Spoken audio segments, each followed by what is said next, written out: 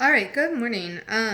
Today we are going to start incorporating PV equals nRT into our stoichiometry. So everything that we've been doing so far has involved calculating amounts in a reaction, dealing with grams or moles.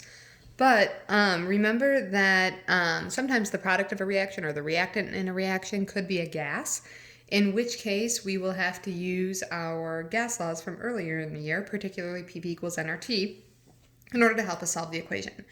So what I like to do is start off by first organizing the information that we know and figuring out what we're trying to find. The way that I do that is by writing out the balanced equation. So Mg plus 2HCl yields MgCl2, and again I'm just copying it from up here, plus H2. Notice the H2 has a little g here. That indicates that that is in the gas state of matter. All right, so now I'm going to read the problem and organize the numbers. If 1.05 liters of hydrogen gas, H2, is collected at a temperature of 22 degrees Celsius and a pressure of 0.96 atm, how many moles of magnesium are reacted? So there's a lot of information here. What I'm going to do is list the information under the substance that it's referring to. So I know that I have 1.05 liters of hydrogen gas. That is a volume of gas. So I'm going to put down 1.05 liters underneath my hydrogen. That gas is collected at a temperature of 22 degrees Celsius and a pressure, which is P, of 0.96 atm. It then asks me how many moles of magnesium are reacted. Okay, so I'm ultimately trying to get moles of magnesium. Here's the information that I know. All right, before you do any math, before you pick up a calculator, figure out a plan. How are you going to use the information that you have in order to get where you need to go? All right, if I look at the hydrogen gas, I have the most information about it, so that might be a good starting place. I know the pressure, the volume, and the temperature.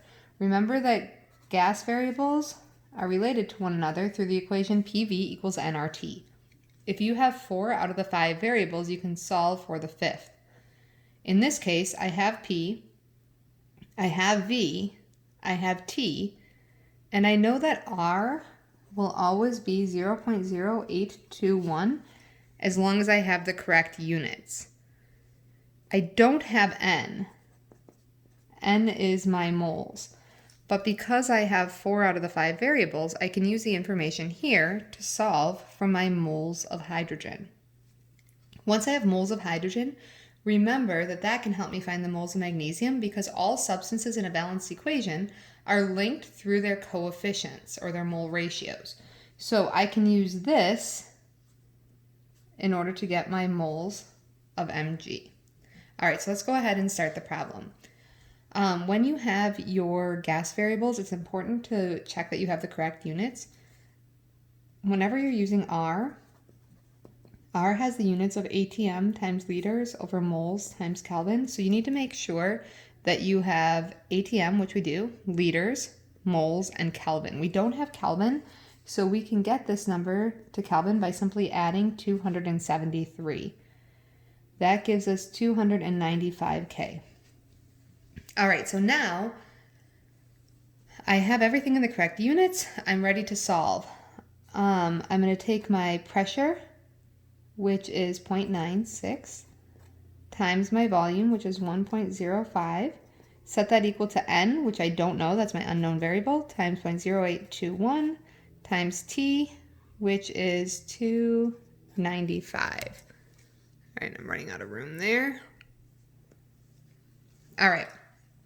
So I can now just use algebra in order to solve for N, and when I solve for N, I get 0.0416. All right, so great, I have a number, but I have to keep track of what that number means. That number represents N, and remember that N is always expressed in moles. Furthermore, I need to keep track of what substance it is. So great, it's moles, but moles of what? Since all of the volume, temperature, pressure were in regards to the hydrogen, that means that my moles will also be in reference to the hydrogen. So I have 0.0416 moles of hydrogen. It's tempting to say, okay, I'm done. But remember that the problem asked you how many moles of magnesium were reacted, not moles of hydrogen. So we're going to have to take this amount of hydrogen and we're going to have to use it to get an amount of magnesium. Remember that hydrogen and magnesium are related to one another in a 1-to-1 mole ratio. So now I'm going to start a dimensional analysis problem, and this is the same as you've been doing for a couple of weeks now. 0.0416 moles of H2 is my starting place. That's what I know I have. And from that, I should be able to figure out how many moles of Mg reacted. Again, I'm getting the mole ratio from the coefficients of the balanced equation. In this case, it's a 1-to-1. So for every 1 mole of H2, I know that I had to start with 1 mole of Mg. My units should always cancel out. The only unit left is moles of magnesium. That's what the problem asked for, so I'm ready to solve. Multiply across the top, multiply across the bottom, divide your top by your bottom, and I end up with 0.0416 moles of magnesium. All right, let's do part B of this problem for a little more practice.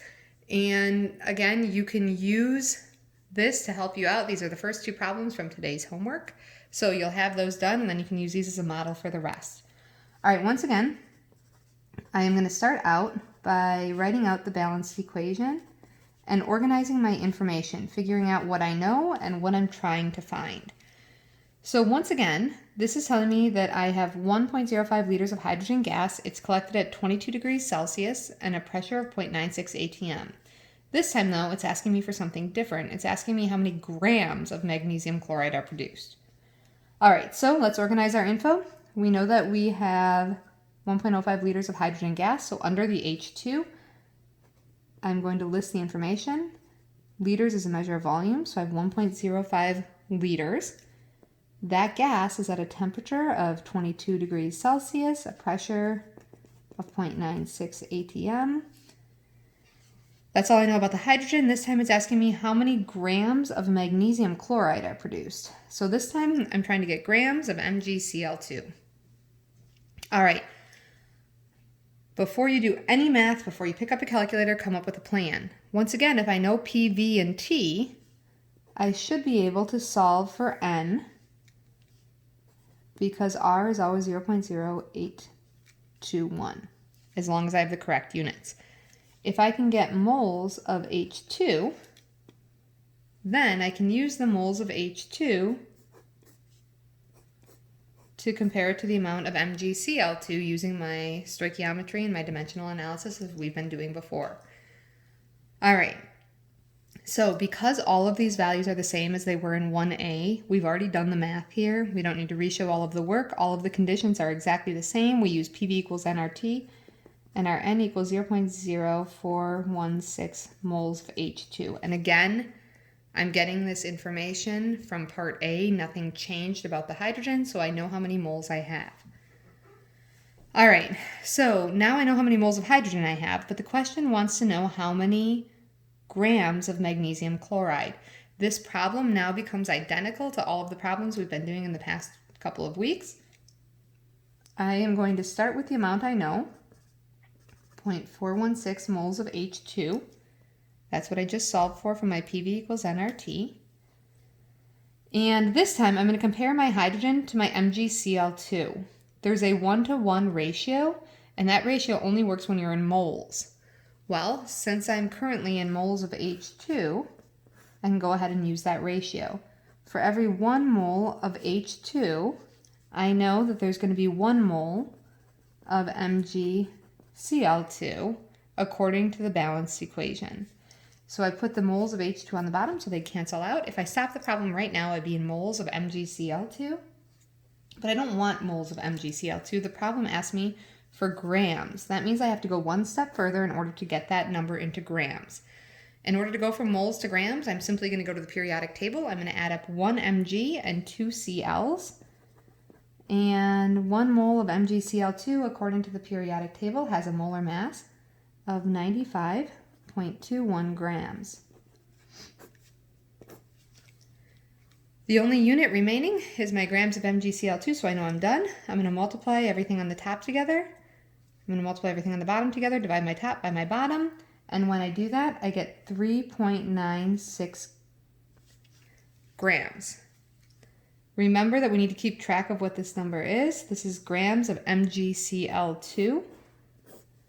So we have to remember what this means. If I go back to the problem, this is saying that if I produce 1.05 liters of hydrogen gas at the conditions listed here, I would expect this reaction to also produce 3.96 grams of the magnesium chloride.